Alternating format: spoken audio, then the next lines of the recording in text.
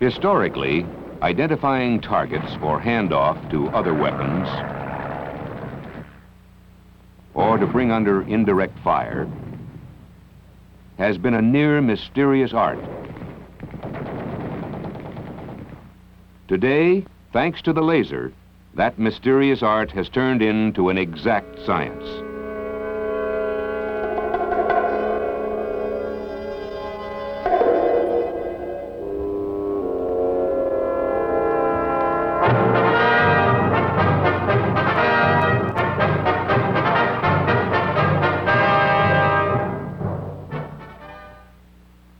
This is the ANPAQ-1 Laser Target Designator. Called LTD for short, it was developed and is being produced for the Army and the Air Force by the Hughes Aircraft Company. Designed for the forward observer, LTD is compatible with airborne laser trackers of all services and all laser homing munitions. In the field, it's handled much like a rifle. It requires virtually no organizational maintenance. Once the FO spots a target, he lines it up with his telescopic sight. To designate a target for handoff or attack, he simply pulls the trigger. LTD then emits a stream of invisible laser pulses in a very narrow beam. The pulses identify the target to the handoff tracker or form a homing source for a laser-guided munition. The timing of the pulses is uniquely coded. Consequently, they can be differentiated from the pulses of other lasers in the field, as well as from deceptive laser signals an enemy might employ. LTD has many close support applications. With it, the FO can designate any point or area target for handoff to supporting aircraft of all three services for delivery of conventional ordnance. The A-10 with iron bombs. The A-10 and its 30-millimeter cannon. Cobra with its airborne laser tracker.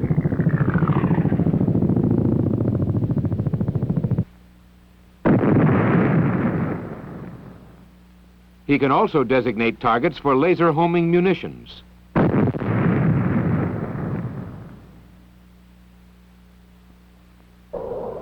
Any laser-guided bombs, for instance, as well as more sophisticated weapons.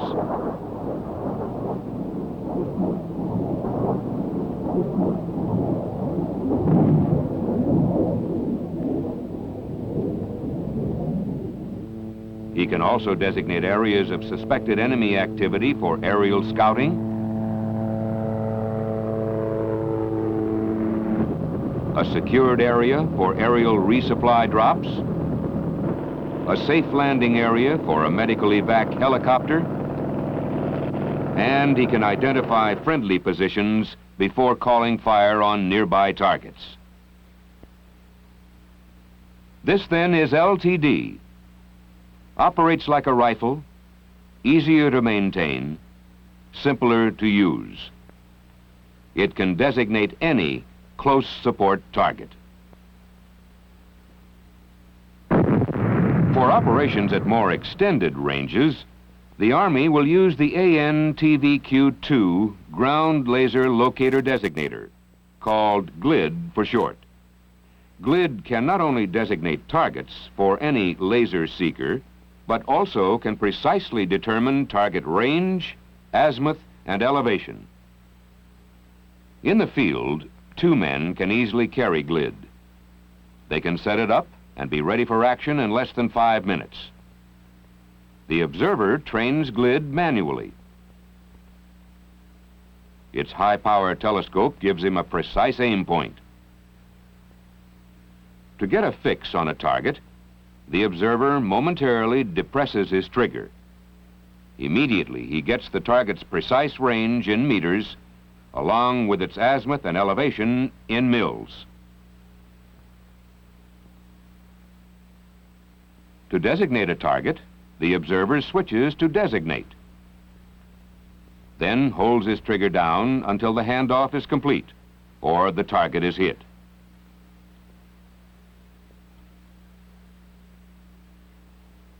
The Army has planned several operational scenarios for GLID.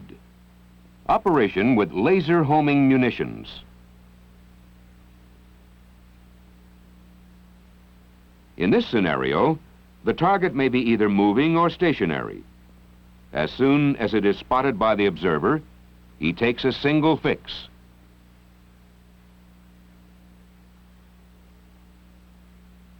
He immediately gives the fix to the battery. This is all the information it needs to put around in the target acquisition basket. The observer, meanwhile, starts designating the target with GLID. The round homes in for a certain hit. With varying detail, this scenario applies equally to a variety of tri-service laser homing munitions.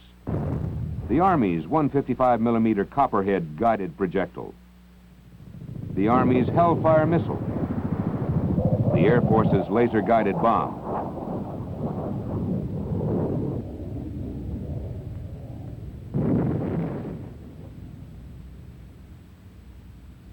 The Air Force's Maverick missile.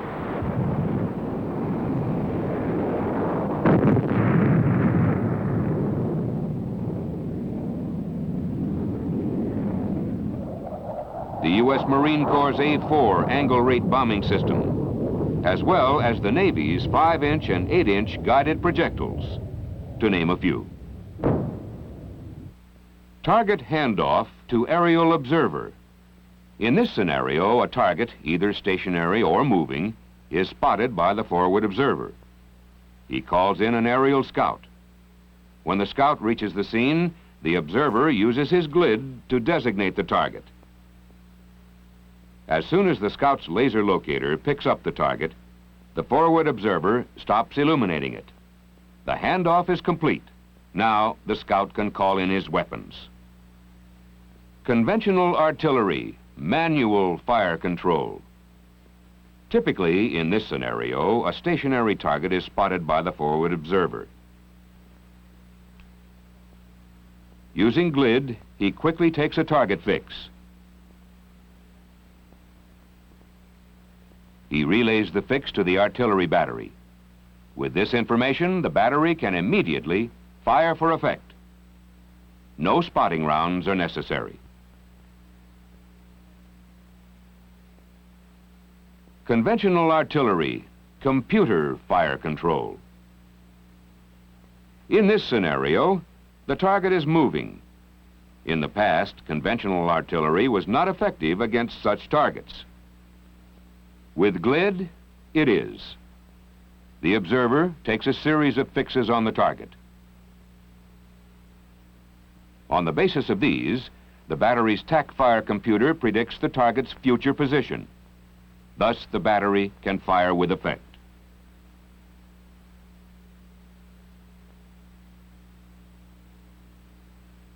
Each of the foregoing scenarios has been operationally proven. Films of some of the more demanding tests follow.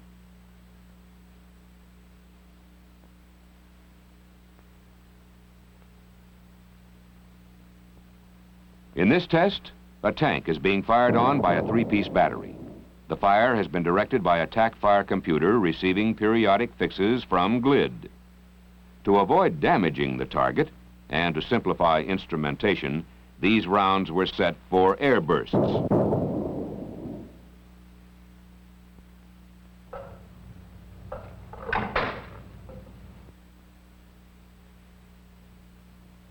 Here, a 155mm howitzer is being loaded with a laser-guided projectile. The tank is being designated by GLID. These test projectiles didn't carry warheads.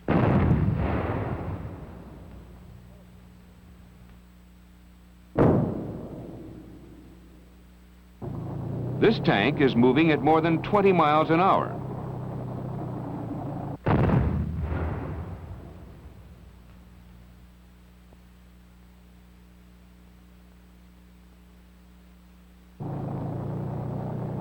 Another direct hit.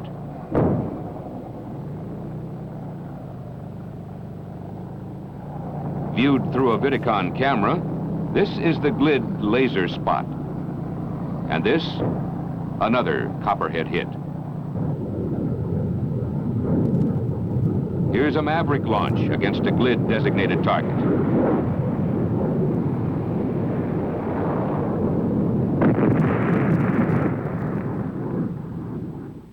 This, then, is GLDD. It takes precise target fixes and can uniquely designate small targets even at extended ranges.